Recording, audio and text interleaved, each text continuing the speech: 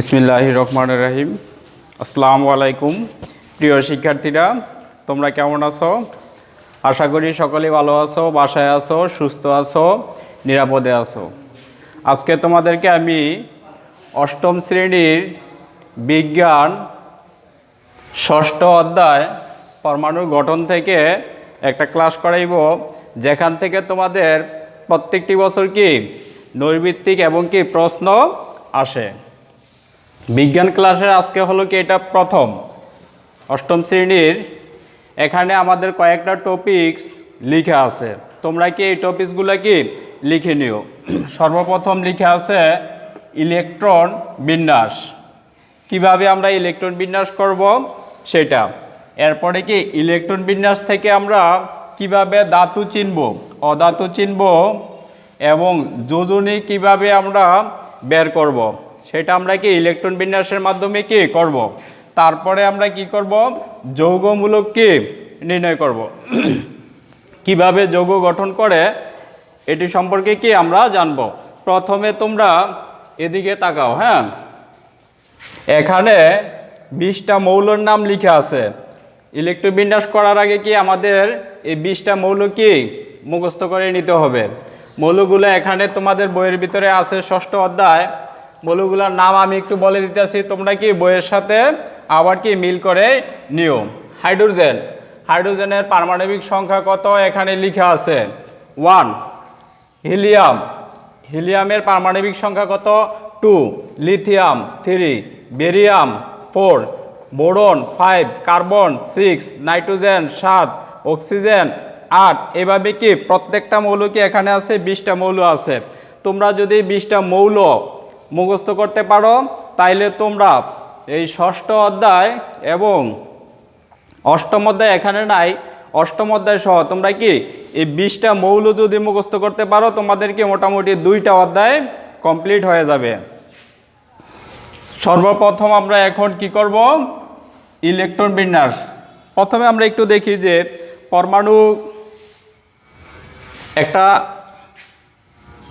পরমাণু আবিষ্কার করছে কি বিজ্ঞানী ডেমোক্রিটাস।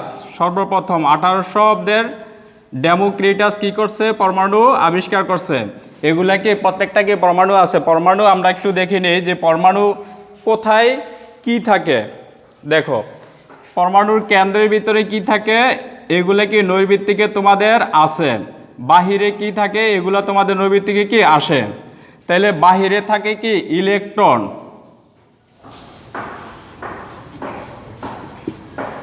ইলেকট্রনটা থাকে কোথায় বাহিরে, আর ভিতরে থাকে কি নিউক্লিয়াস। নিউক্লিয়াস থাকে কোথায় ভিতরে, বাহিরে থাকে কি ইলেকট্রন।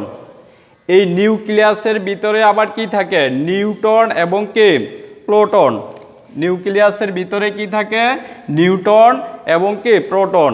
যে নৈর্ভিত্তিকটা তোমাদেরকে প্রায় সময় আসে যে পরমাণুর সর্বপ্রথম কে আবিষ্কার করে, বিজ্ঞানী ডেমোক্রিটাস সর্বপ্রথম আবিষ্কার করেন। পরবর্তীতে প্লেটো এবং কি এরিস্টল এই পরমাণু সম্পর্কে কি আবার ধারণা করে। তাইলে পরমাণু হলো কি মৌলের ক্ষুদ্রতম অংশকে বলা হয় কি পরমাণু। তাহলে 2টা পরমাণু মিলে কি হয়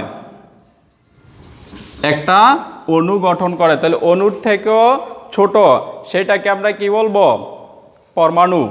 এখানে 2টা হাইড্রোজেন একত্রে মিলিত হয়ে কি হয়েছে একটা অণু গঠিত হয়েছে। এগুলাকে তোমাদের প্রথম কি একটু লিখা আছে, এগুলা তোমরা দেখে নিও। এখান থেকে কি নৈর্ভিত্তিক তোমাদের কি আসে। এবার আমরা ইলেকট্রন বিন্যাসে চলে যাব, যে ইলেকট্রন বিন্যাসের মাধ্যমে আমরা কি 2টা অধ্যায় কি শেষ করে দিব। প্রথম আমরা ইলেকট্রন বিন্যাস করব। ইলেকট্রন বিন্যাসের একটা সূত্র হলো কত 2n²। এটা হলো কত ইলেকট্রন বিন্যাসের একটা সূত্র। এখানে n এর মান 1 2 3 4, মানে n = যদি আমরা 1 2 3 4 এগুলা বসাই তাহলে কি হবে, n এর মান যদি আমরা 1 বসাই তাহলে প্রথম শক্তি স্তরে কয়টা ইলেকট্রন থাকবে ওয়ানের উপরে স্কোয়ার দিলে 1, 1 আর 2 এ গুণ করলে কত হবে 2। দ্বিতীয় n এর মান যদি 2 বসাই,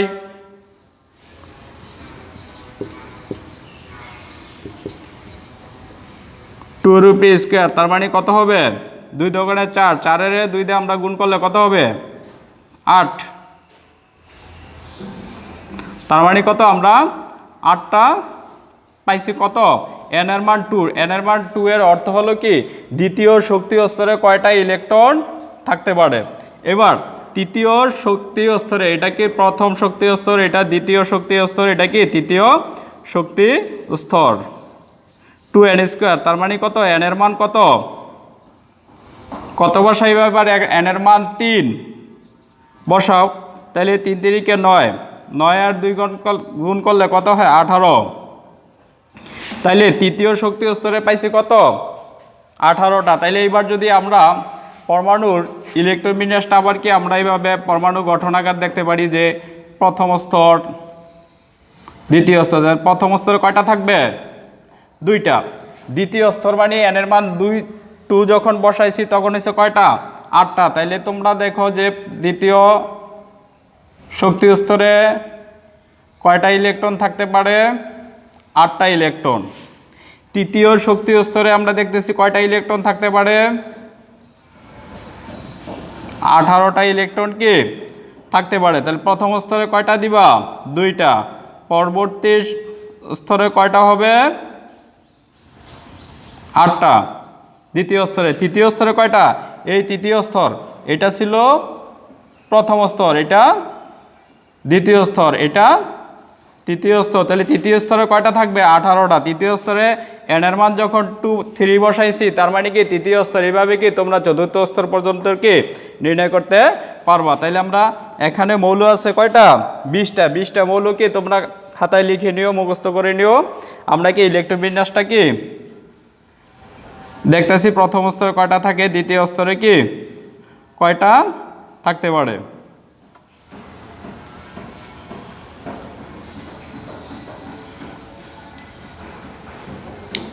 তৃতীয় স্তরে আমরা দেখছি কয়টা থাকে 18টা থাকতে পারবে, এটা নির্দিষ্ট। এবার আমরা ইলেকট্রন বিন্যাস করে কি দেখলাম প্রথম স্তরে থাকে 2টা, দ্বিতীয় স্তরে থাকে 3টা, তৃতীয় স্তরে থাকে কয়টা 18টা। এবার আমরা আরেকটা শর্টকাট নিয়মে কি ইলেকট্রন বিন্যাস করব। তোমরা কি সাথে সাথে খাতায় কি এগুলা তুলে নিও, যেটা থেকে যে ইলেকট্রন বিন্যাস থেকে আমরা কি ধাতু অধাতু যৌগ কিভাবে গঠন করে, কোনটা ধনাত্মক কোনটা ঋণাত্মক, এগুলো কি সব নির্ণয় করতে পারবো। তাহলে তোমাদের সর্বপ্রথম কি করতে হবে 20টা মৌল লিখে দিছি আমি, এই 20টা মৌল কি মুখস্থ করে নিতে হবে। আরেকটা কি আমরা ইলেকট্রন বিন্যাস শর্টকাট নিয়মে যেটা আরেকটা আছে, আরেকটা পদ্ধতি L M N। তাইলে L স্তরে কয়টা থাকতে পারে 2টা, দ্বিতীয় স্তর মানে কত কয়টা ছিল M কে আমরা দ্বিতীয় স্তর ধরে নিছি 8টা, তৃতীয় স্তর N কয়টা ছিল 18টা। তাইলে চতুর্থ স্তরে তোমরা যদি ইলেকট্রন বিন্যাস করে দেখো এটাতে থাকতে পারবে কত 32টা। তাইলে আমরা জানলাম কি প্রথম স্তরে 2টা থাকতে পারে, দ্বিতীয় স্তরে 8টা, তৃতীয় স্তরে 18টা, চতুর্থ স্তরে কয়টা থাকতে পারবে 32টা। এগুলো তোমরা কি খাতায় লিখে নিও। তাইলে এখানে কি আমরা যে কোনো একটা মৌল নিয়ে দেখব, এটা ইলেকট্রন বিন্যাস আমরা কিভাবে পরীক্ষার ভিতরে লেখা থাকবে যে নাইট্রোজেনের ইলেকট্রন বিন্যাস নির্ণয় করো। তার মানে নাইট্রোজেন লিখবা তুমি N, এটার পারমাণবিক সংখ্যাটা কত ছিল দেখো এখানে 7 ছিল। এটা ইলেকট্রন বিন্যাস তোমরা কি করবা দেখো। তাহলে ইলেকট্রন বিন্যাস করলে আমরা বলতে পারি প্রথম স্তরে কয়টা থাকে 2টা, পরবর্তী স্তরে কয়টা থাকবে 8টা, কিন্তু আমার এখানে আছে কয়টা 5টা। দেখো যদি তুমি যে কোনো সবগুলার ইলেকট্রন বিন্যাস এখানে তুমি করতে পারো। ধরো ফসফরাস, ফসফরাসের কত 15, এটার ইলেকট্রন বিন্যাস কি করবা 2টা, দ্বিতীয় স্তরে 8টা, তারপরে কতটা থাকে 5টা। এরপরে ধরো তুমি পটাশিয়ামের করবা ইলেকট্রন বিন্যাস। পটাশিয়ামের কয়টা আছে 19টা পারমাণবিক সংখ্যা, এই 19টাকে কি করব আমরা ইলেকট্রোবিন্যাস করব। প্রথম স্তরে 2টা, পরবর্তী স্তরে কয়টা? 8টা। 8 থাকে কয়টা? 9টা। যদি 18টা দিয়ে পূর্ণ না হয় তুমি দিবা কয়টা? 8টা। 8টা দিলেও আমরা জানি কি স্তর পূর্ণ হয়, যেহেতু তৃতীয় স্তরে 8টা ইলেকট্রন থাকতে পারে, পরবর্তীতে আর কয়টা থাকে? 1টা। এবার আমরা ইলেকট্রন বিন্যাস করে দেখলাম 3টা মৌলের ইলেকট্রন বিন্যাস করে আমরা কি কি পাইছি? এন এর শেষে কয়টা পাইছি? সর্বশেষ শক্তির স্তরে 5টা থাকে। পিতে ফসফরাস ইলেকট্রন বিন্যাস করে দেখছি কয়টা থাকে? 5টা। পটাশিয়াম দেখছি কয়টা থাকে? 1টা। আমরা আরেকটা দেখি, যেমন ম্যাগনেসিয়াম। ম্যাগনেসিয়াম কত? 12। এটা ইলেকট্রন বিন্যাস 2টা, 8টা, তারপরে আর কয়টা থাকে? 10টা। আর কয়টা থাকে? 12টা হইতে 2টা। এটার আছে কত? 2টা। এবার ইলেকট্রন বিন্যাসগুলো তোমরা ভালো করে দেখে নাও কীভাবে হয়েছে। তাহলে প্রথম স্তরে নাইট্রোজেনে করছি, দ্বিতীয় স্তরে ফসফরাস, তৃতীয় স্তরে পটাশিয়াম, চতুর্থ স্তরে কি? ম্যাগনেসিয়াম। এবার আমরা ইলেকট্রন বিন্যাস থেকে কিভাবে ধাতু এবং অধাতু, তোমাদের অষ্টম অধ্যায়ে একটা চার্ট দেওয়া আছে, তোমরা কি ওই চার্টটা জোর করে মুখস্থ করো। আমি কি আজকে তোমাদেরকে কি অতি সহজেই দেখাইবো যে ইলেকট্রন বিন্যাস থেকে আমরা কিভাবে ধাতু অধাতু বলতে পারি এবং যোজনী কিভাবে আমরা কি জানতে পারি, ধাতু অধাতু এবং কি যোজনী। তাহলে দেখো, ইলেকট্রন বিন্যাস করার পরে যদি 1 থেকে 4টা ইলেকট্রন সর্বশেষ শক্তি স্তরে থাকে, তাহলে আমি কি একটু লিখে দিই, তোমরা কি খাতায় তুলে নিও। সর্বশেষ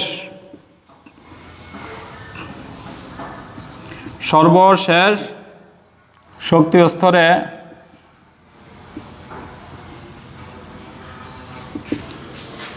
যদি 1 থেকে 4টা ইলেকট্রন থাকে,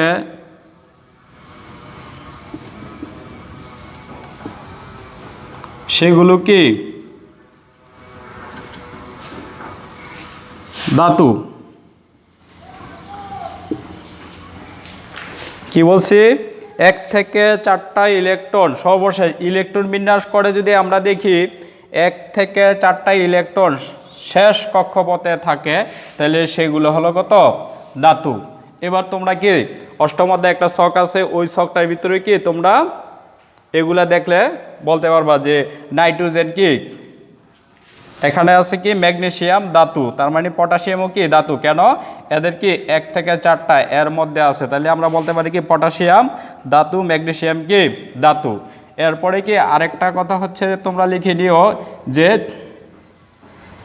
5 থেকে 7টা ইলেকট্রন থাকলে সর্বশেষ লিখে নিও, সর্বশেষ যদি সর্বশেষ বলতে সর্বশেষ শক্তি স্তরে যদি 4 থেকে 7টা ইলেকট্রন থাকে, তাহলে এগুলা কি হবে? অধাতু।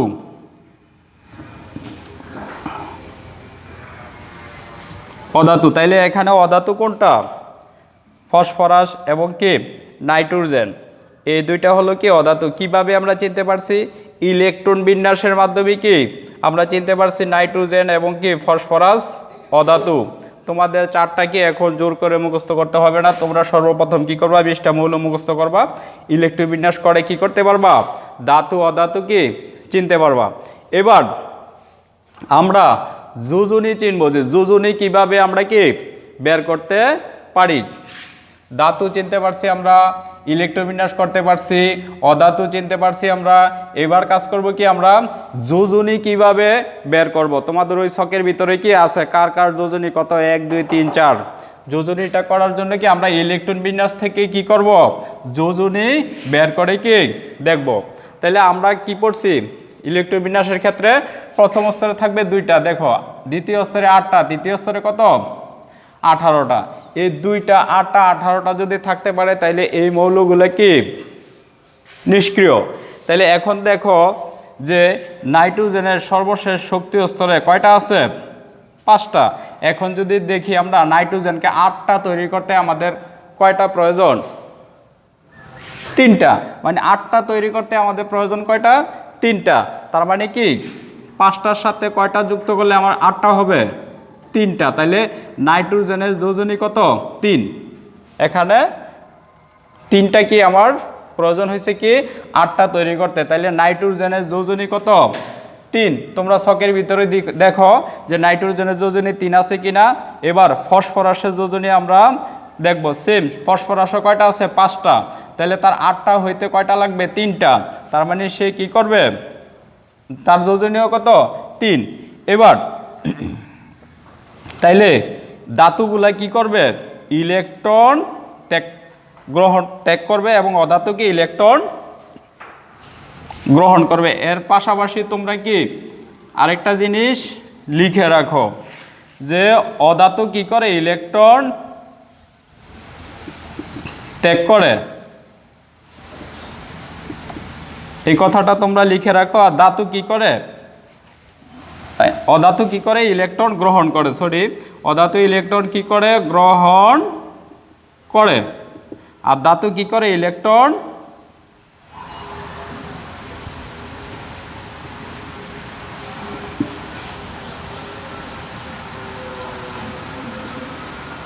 ইলেকট্রনগুলো কি করবে, ত্যাগ করবে।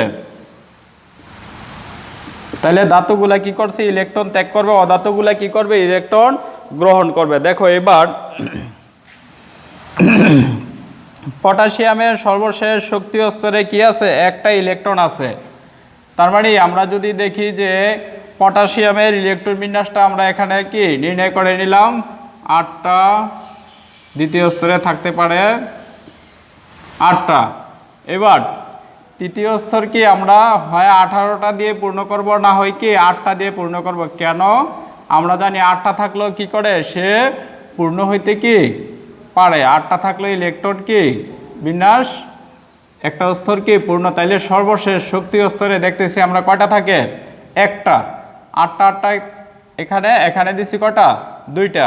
8 থাকে কত, একটা। তাইলে তার যদি এই স্তরটা পূর্ণ করতে হয় তাইলে কয়টা ইলেকট্রন লাগবে, হয় 17টা, না হয় কি 60টা। তাহলে সে তোর 60টা ইলেকট্রন অন্য জায়গার থেকে কি আনতে পারবে না। সে কি করবে, এই জন্য একটা ইলেকট্রন ত্যাগ করে দিবে।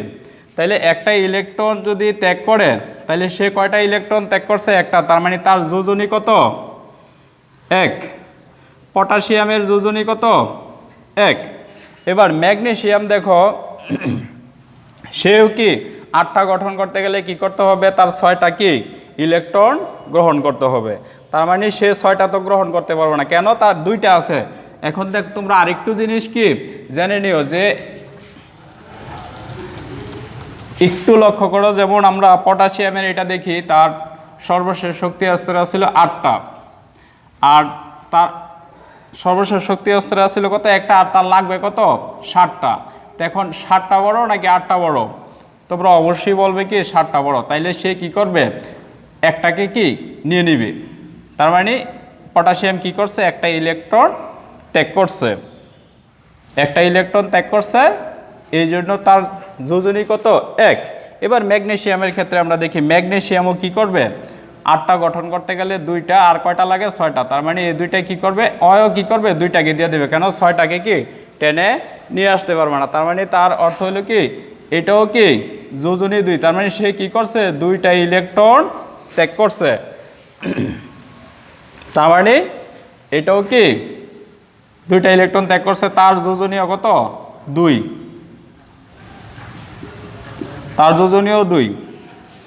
আমরা সহজেই বলতে পারি যে যে যতটা ইলেকট্রন ত্যাগ করবে, না হয় গ্রহণ করবে, ওইটাই হলো কি তার যোজনী। তাইলে এবার আমরা জানলাম কি যোজনী, যোজনীয় কি আমরা শিখতে পারছি। এবার কি যৌগমূলক, যৌগমূলকটা কিভাবে আমরা যৌগ গঠন করব। যৌগ গঠন করার জন্য কি তোমরা লিখে নিও এগুলা। যৌগ গঠন করার জন্য অবশ্যই কি ধাতু অধাতু মিলে কি করবে, যৌগ গঠন করবে। দেখো সোডিয়াম, তো সোডিয়ামের ইলেকট্রন বিন্যাসটা কত, 2টা, 8টা, একটা। তার মানে সর্বশেষ শক্তি স্তরে একটা আছে। তার মানে সে কি করবে, একটা ইলেকট্রন ত্যাগ করবে। কেন, আমরা জানছি কি ধাতুগুলা ইলেকট্রন কি করবে, ত্যাগ করবে। সোডিয়াম কি করছে, একটা ইলেকট্রন ত্যাগ করছে, এই জন্য কি একটা ইলেকট্রন। প্লাসের অর্থ হলে কি তার একটা ইলেকট্রন ত্যাগ করছে। যেমন ক্লোরিন, ক্লোরিনের 17। এটা যদি আমরা করে আসি, এখানে ক্লোরিনের 17 ইলেকট্রন বিন্যাসটা করো, করার পরে দেখবে কি তার সর্বশেষ শক্তি স্তরে কয়টা আছে, 2টা, 8টা, 7টা। তার মানে কি তার একটা লাগবে 8টা হইতে। তার মানে কি একটা লাগলে তার যোজনী কত, 1। তাহলে কি সে কি করবে, একটা ইলেকট্রন গ্রহণ করবে। সে কি করছে, একটা ইলেকট্রন গ্রহণ করছে। গ্রহণ করলে কি হবে, মাইনাস চিহ্ন, আর ত্যাগ করলে কি হবে, প্লাস চিহ্ন। এবার যদি আমরা যুক্ত করি কি হবে, সোডিয়াম এবং ক্লোরিন।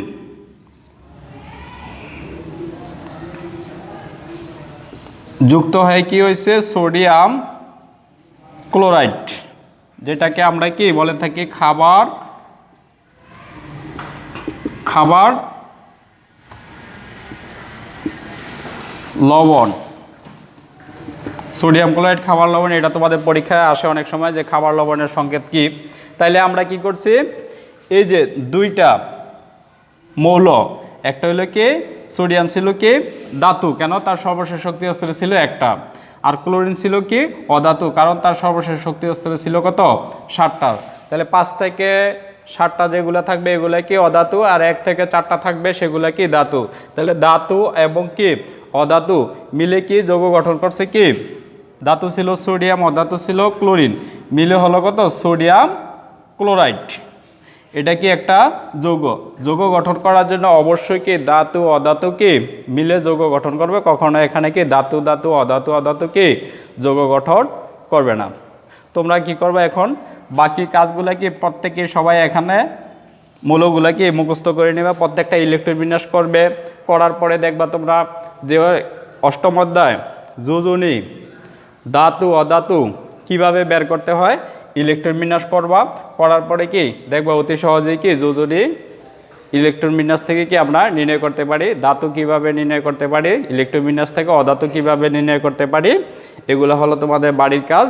এবং কিভাবে যৌগ গঠন করবে, ধাতু এবং অধাতু মিলে কি যৌগ গঠন করবে। আজকে তোমাদের জন্য এতটুকুই ক্লাস। সবাই ভালো থাকো, আল্লাহ হাফেজ।